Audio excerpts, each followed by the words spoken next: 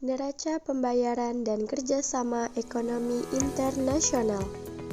Nama kelompok: Devi Amelia Ardita, Dimas Kurniawan, Ketut Dodi Supriyana, Liza Zarni, dan Wayan Rian. Pengertian: neraca pembayaran adalah catatan sistematis yang mencatat seluruh transaksi ekonomi yang dilakukan oleh penduduk suatu negara dengan penduduk negara lain dalam periode tertentu, seperti buku laporan keuangan untuk sebuah negara. Namun yang dicatat adalah transaksi internasionalnya. Kerjasama ekonomi internasional adalah interaksi ekonomi antar negara yang bisa berupa perdagangan, investasi, atau pertukaran teknologi. Komponen utama neraca pembayaran yang pertama, akun berjalan atau current account, mencatat transaksi barang dan jasa, pendapatan faktor produksi seperti bunga dan dividen, serta transfer unilateral seperti bantuan asing.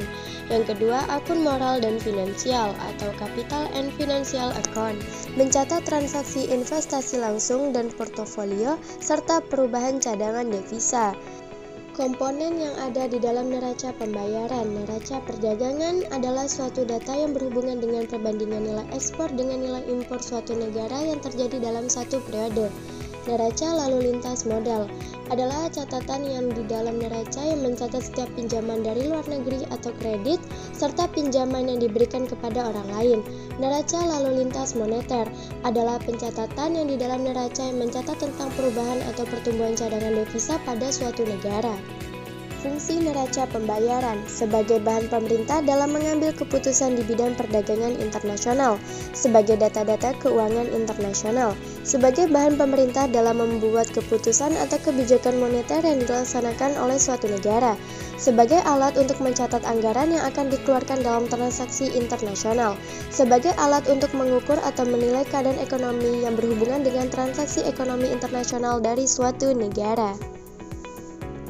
Tujuan neraca pembayaran untuk mengetahui keadaan perekonomian dalam hubungan internasional suatu negara, untuk mengetahui langkah-langkah yang harus diambil di bidang transaksi ekonomi, untuk mengetahui sumber daya apa yang ada di setiap negara, untuk mengetahui permasalahan ekonomi dalam negeri yang ada pada suatu negara, untuk mengetahui besarnya anggaran devisa yang diperlukan dalam transaksi ekonomi internasional.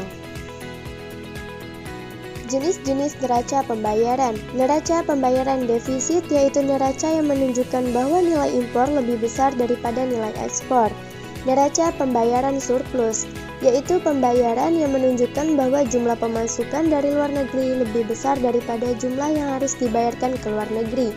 Yang ketiga, neraca pembayaran seimbang. Neraca pembayaran yang menunjukkan bahwa jumlah pembayaran ke luar negeri sama dengan penerimaan dari luar negeri. Akibat jika suatu negara tidak memiliki neraca pembayaran yang baik. Kondisi ini dipengaruhi oleh nilai tukar mata uang suatu negara.